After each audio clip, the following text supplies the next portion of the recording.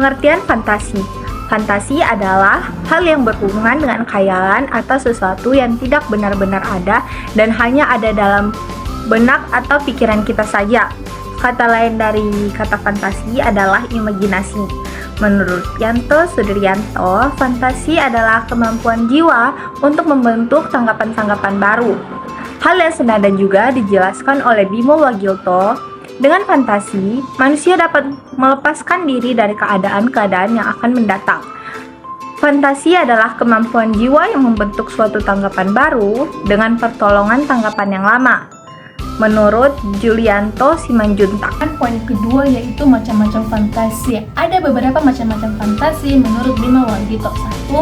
Fantasi disadari. Fantasi yang terjadi disadari oleh individu yang bersangkutan, misalnya seseorang sedang berimajinasi tentang suatu kejadian. 2. Fantasi yang tidak disadari. Fantasi yang tidak disadari yaitu fantasi yang terjadi tanpa disadari atau tanpa disengaja. Fantasi semacam ini terjadi pada anak-anak yang kadang-kadang menimbulkan dusta semu pada anak-anak yang bersangkutan. 3. Fantasi aktif. Fantasi ini melibatkan secara aktif gejala-gejala jiwa lainnya seperti kemauan, pikiran, perasaan, dan lain-lain. 4. Fantasi pasif. Fantasi ini terjadi tidak melibatkan gejala-gejala jiwa lainnya secara pasif.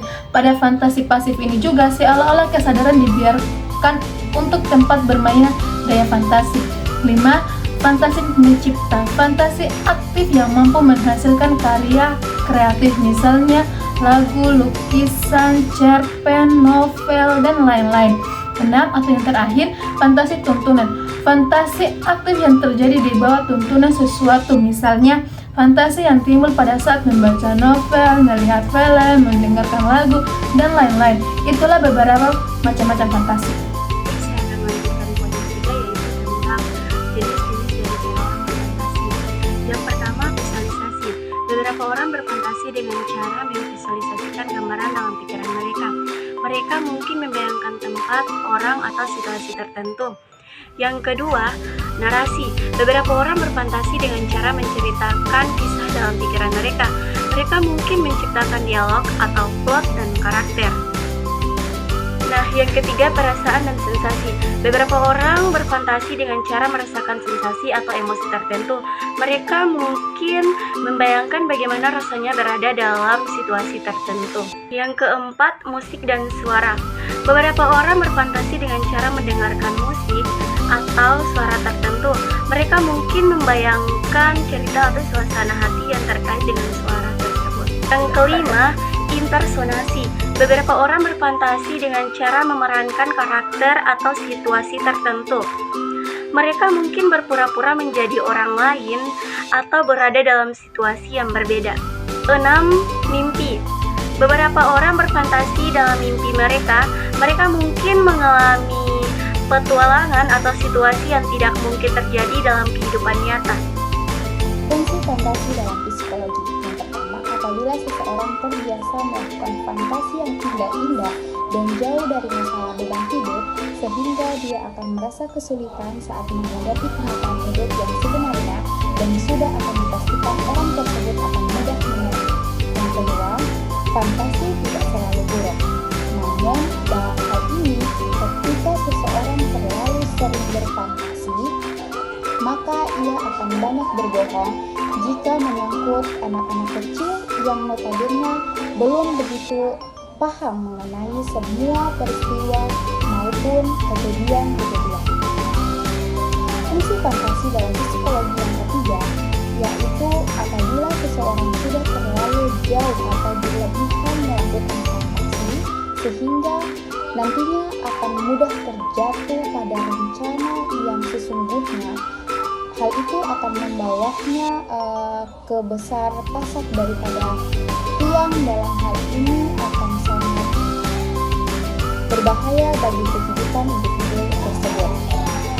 Nah, fungsi fantasi dalam psikologi yang keempat ini, apabila fantasi dilakukan tanpa pimpinan dan aturan yang tepat, akan berlangsung sangat jauh dan malah akan semakin liar. Hal tersebut bisa sampai terjadi penyakit kejiwaan ringan dan mengganggu kejiwaan dari seseorang yang berfantasi tersebut. Kita lanjut ke poin yang kelima, yaitu faktor-faktor yang mempengaruhi terjadinya fantasi pada diri seseorang. Nah, ada beberapa faktor. Faktor yang pertama yaitu kurang adanya penggunaan waktu kosong. Nah, jika seseorang tidak menggunakan waktu kosongnya untuk melakukan aktivitas yang lain, maka dia akan berimajinasi, berkhayal. Kemudian, faktor yang kedua yaitu adanya harapan-harapan dan cita-cita yang besar. Nah, jika seseorang memiliki harapan dan cita-cita yang besar, dia pasti berkhayal untuk bagaimana bisa menggapai cita-cita dan harapannya itu, atau dia sudah berada pada titik yang diharapkan. Poin yang ketiga, adanya kesulitan dalam pemecahan masalah. Jika seseorang kesulitan untuk memecahkan masalahnya, dia pasti berimajinasi bagaimana agar dia bisa mendapatkan apa caranya untuk memecahkan masalahnya tersebut. Kemudian faktor yang terakhir yaitu faktor yang keempat, adanya kekurangan dalam dirinya. Nah, jika seseorang merasa dirinya memiliki banyak kelemahan dan kekurangan, sementara dia melihat temannya misalnya dirinya ini jelek, terus temannya itu cantik, dia pasti berkhayal seandainya dia berada di posisi teman itu. Kegunaan fantasi bagi hidup. Yang pertama, dengan fantasi, para seniman dapat menciptakan sesuatu yang baru dan kita ikut menikmati.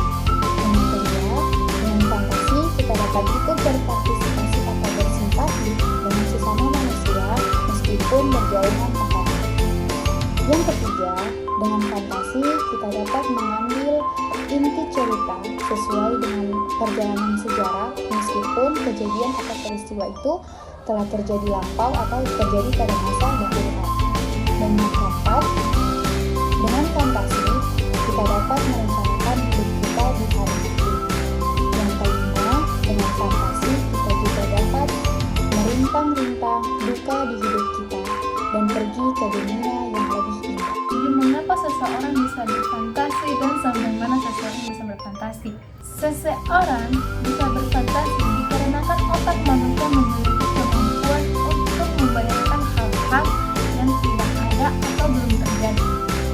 Fantasi dapat muncul sebagai cara untuk mengeksplorasi kreativitas atau sekadar sebagai bentuk hiburan dan pelarian dari kehidupan realitas yang ada. Batas kemampuan seseorang. Batas kemampuan seseorang untuk berfantasi itu tidak memiliki batasan yang jelas. Setiap individu memiliki tingkat kreativitas dan imajinasi yang berbeda. Beberapa orang mungkin memiliki fantasi yang sangat kaya dan kompleks, sementara yang lain mungkin cenderung pada pemikiran yang lebih konkret. Faktor seperti pengalaman hidup, budaya, dan kehidupan emosional dapat mempengaruhi sejauh mana seseorang dapat membentuk dan mengekspresikan fantasi. Teman-teman, di dalam fantasi juga kalau misalkan berimajinasi terlalu tinggi dan juga tidak dapat dikontrol, dapat menyebabkan dua hal, bisa baik dan bisa buruk. Kalau misalkan buruk, tentu adanya bahaya. Bahaya apa sih? Tentu saja bahaya tentang penyakit. Penyakit dapat menyerang pada diri seseorang jika fantasi berlebihan. Dalam hal ini, fantasi berlebihan jika imajinasi dan khayalan dari seseorang itu menyudutkan dia pada hal yang negatif. Contohnya nih, fantasi tentang seks. Nah, itu adalah kasus fantasi yang bisa saja kita temui pada diri seseorang. Dalam hal ini bisa mengakibatkan depresi berat dan juga gangguan bipolar. Nah, itu teman, kalau misalkan fantasi tidak dapat dikontrol dan menyebabkan bahaya pada diri seseorang. Bisa saja fantasi itu berbahaya pada diri kalian jika tidak digunakan dengan baik dan terkontrol. Oke, kita lanjut dengan poin yang ke-9. Fantasi seperti apa sih yang diimajinasikan seseorang? Ya, tentunya seseorang itu pasti berimajinasi tentang kebahagiaan, berkhayal tentang kebahagiaan, kenikmatan, dan lain sebagainya, tentang kesenangan hidup.